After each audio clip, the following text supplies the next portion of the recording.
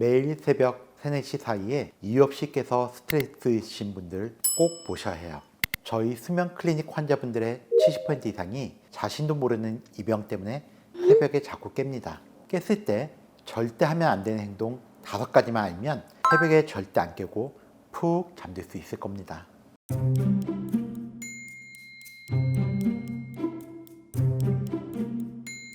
혹시 매일 비슷한 시간에 새벽에 깨시거나 잠을 깊게 못 자거나 다시 잠들기까지 30분 이상 걸리는 경험이 있으시다면 오늘 영상이 여러분에게 큰 도움이 될 겁니다. 실제로 저희 수면 클리닉에 오시는 많은 분들이 그냥 스트레스 때문에 나이가 들어서 그런가 보다 하고 넘어가시는데요. 수면 문제는 정확한 원인을 찾아 해결하면 금방 다시 깊은 잠을 잘 수 있습니다. 중요한 건 단순히 일찍 잔다거나 따뜻한 우유를 마신다거나 하는 요법이 아닌 정확한 원인을 꼭 찾아서 해결을 해야 한다는 점이에요. 오늘은 새벽에 깨는 정확한 원인을 알아내는 방법부터 즉시 실천할 수 있는 해결 방법까지 모두 알려드리겠습니다. 저희 수면 클리닉에 오시는 환자분들을 보면 제가 경험한 바로는 수면 장애의 가장 흔한 원인은 수면 무호흡증입니다. 말 그대로 잘 때 호흡이 멈추는 증상이에요. 잠들 때 기도가 막혀서 호흡이 멈추면 우리 뇌가 생존을 위해 강제로 깨우게 됩니다. 특징적인 것은 정작 본인은 깬 이유를 모른다는 점입니다. 무호흡으로 깬 후 다시 잠들기까지 보통 1분에서 3분 정도 걸리는데 이 과정을 기억하지 못하는 경우가 많습니다. 만약 코골이가 있거나 아침에 목이 마르거나 두통이 있다면 무호흡증을 의심해 봐야 합니다. 두 번째는 자다가 나도 모르게 몸이 움직이는 주기성 사지운동 장애와 렘 수면 행동 장애가 있는 경우입니다.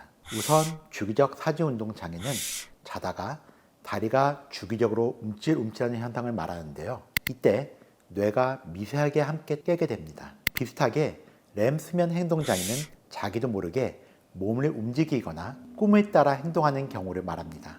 이 역시 숙면이 깨지고 수면의 질이 떨어지게 됩니다. 이 두 가지 이상 현상의 공통점은 스스로 자각하기 어렵다는 점이에요. 마지막으로 스트레스, 우울, 갱년기, 약물 영향과 같은 현대인의 만성적인 문제들이 원인이 됩니다. 만성적인 스트레스, 불안, 우울은 교감신경을 지속적으로 자극합니다. 교감신경이 자극된다는 건 우리 몸의 생체 시계가 꺼지지 못하고 계속 깨게 된다는 말과 같아서 잠을 방해하게 됩니다. 이렇게 다양한 원인들이 있는데 그럼 이 중에서 내가 어떤 원인 때문에 새벽에 깨는지 어떻게 정확히 알 수 있는 건지 궁금하실 것 같은데요. 이러한 경우 꼭 필요한 검사는 딱 2가지로 말씀드릴 수 있는데요. 바로 수면 다원 검사와 자율신경 검사입니다. 우선 수면 다원 검사는 하룻밤 동안 병원에서 잠을 자면서 뇌파, 안구 움직임, 호흡, 심박수, 산소 포화도, 근육 긴장도 등을 종합적으로 측정하는 검사예요.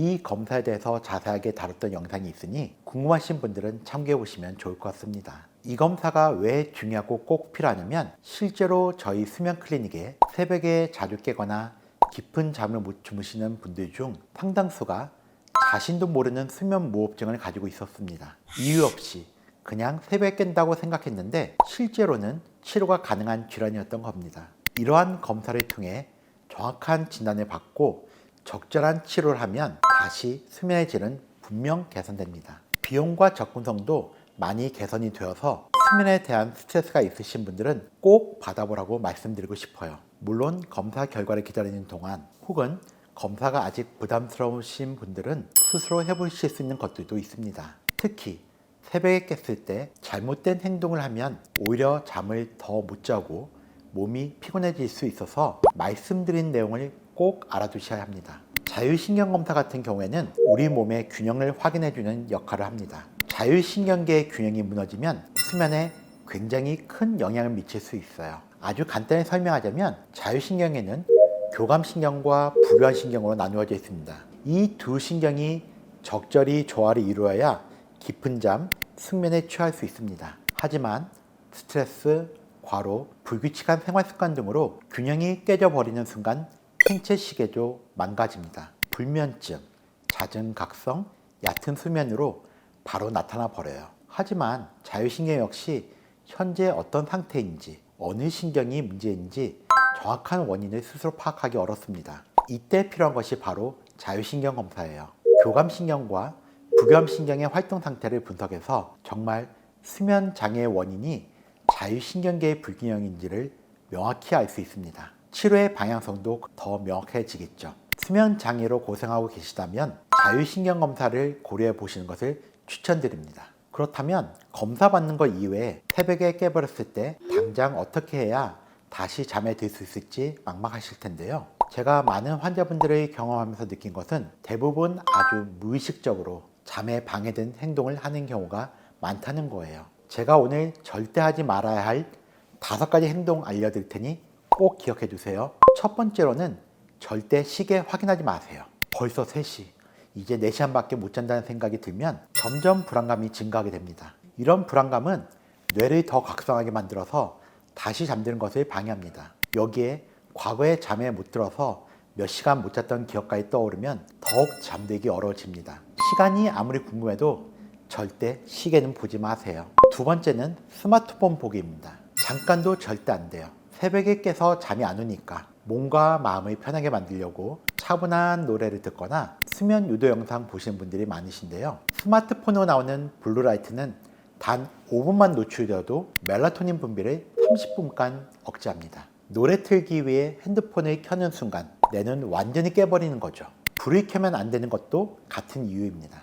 세 번째는 잠에 못 들고 침대에서 오래 뒤척이는 겁니다. 20분 이상 잠이 안 오는데도 계속 누워있으면 뇌가 학습을 합니다. 침대는 잠자는 곳이 아니라 깨어있는 곳이라는 잘못된 학습을 하면서 침대에 누울 때 뇌가 자동으로 각성 모드로 전환되어 버립니다. 20분 이상 지속되면 잠 깰까봐 안 움직이지 마시고 차라리 일어나서 거실로 옮기세요. 거실에서 편안한 활동을 하시되 핸드폰이나 TV는 절대 보지 마시고 명상이나 책 읽기 같은 지루한 활동을 찾아서 하시는 것이 좋습니다. 그러다 다시 잠이 올 것 같을 때 침대로 이동하시면 됩니다. 네 번째는 음식을 먹거나 물을 많이 드시는 거예요. 제가 만나뵌 분들 중에서도 새벽에 깨서 물을 많이 드시거나 음식 드시는 분들이 꽤 많았습니다. 음식을 먹으면 혈당이 급격히 올라가거나 위장 활동이 증가하게 돼요. 몸이 다시 활성화가 되어버려서 잠들기가 어려워지는 거예요.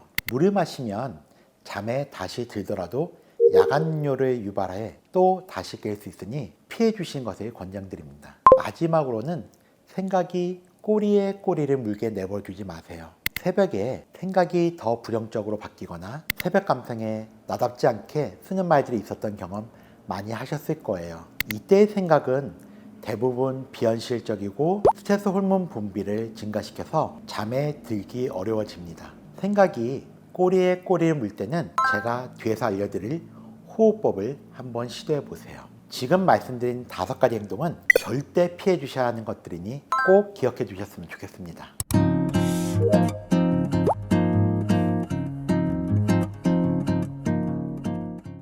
이런 행동들보다는 평소 생활 패턴이나 수면 환경을 최적화시켜주는 것에 집중해 보세요. 아침에 충분한 햇빛을 의식적으로 쬐고 저녁에는 조명을 어둡게 합니다. 잠들기 2시간 전부터 블루라이트 노출을 피해 주셔서 몸이 잠들 수 있게 만들어 주세요. 또 새벽에 깼을 때 할 수 있는 수면 유도 호흡법이 있습니다. 478 호흡법이라고 하는데요. 4초 동안 코로 숨을 들이마시고 7초 동안 참았다가 8초 동안 입으로 천천히 내뱉습니다. 이 호흡법을 4번만 반복해도 몸이 자연스럽게 이완될 겁니다. 이렇게 해도 20분간 잠이 안 온다면 말씀드린 것처럼 뇌가 잘못된 학습을 하기 전에 꼭 침대에서 나와서 다른 장소로 이동해 주세요. 이런 방법들을 2주 이상 꾸준히 실천했는데도 개선이 없다면 반드시 수면 전문의와 상담하시기 바랍니다. 특히 코골이, 무호흡, 심한 주간 졸림이 있다면 더욱 빨리 검사 받으시길 권해드리고 원인 자체를 모르시겠다면 수면 다운 검사를 정말 추천드립니다. 검사 이후에 몰랐던 질환을 찾거나 눈치채지 못했던 원인을 찾는 경우가 정말 많으니 한번 고려해 보시면 좋을 것 같습니다. 오늘은 새벽에 깨는 원인들부터 해결 방법까지 알아보았는데요. 핵심을 정리하면 수면 무호흡증이 보통 가장 흔한 원인이고 더 정확한 원인을 알기 위해서는 수면 다운 검사 혹은 자율신경 검사를 통한 정확한 진단이 굉장히 중요합니다. 새벽에 깨면 스마트폰, 시계 보기, 음식 서치는 절대 멀리 하세요. 20분 이상 잠들지 못하고 생각이 꼬리에 꼬리를 문다면 478 호흡법과 환경 개선에 더 신경을 써보시는 것을 추천드립니다. 좋은 수면은 건강한 삶의 기초가 됩니다. 이 영상이 도움이 되셨기를 바라면서 구독과 좋아요 부탁드립니다. 저는 다음에 더 좋은 영상으로 찾아뵙겠습니다. 감사합니다.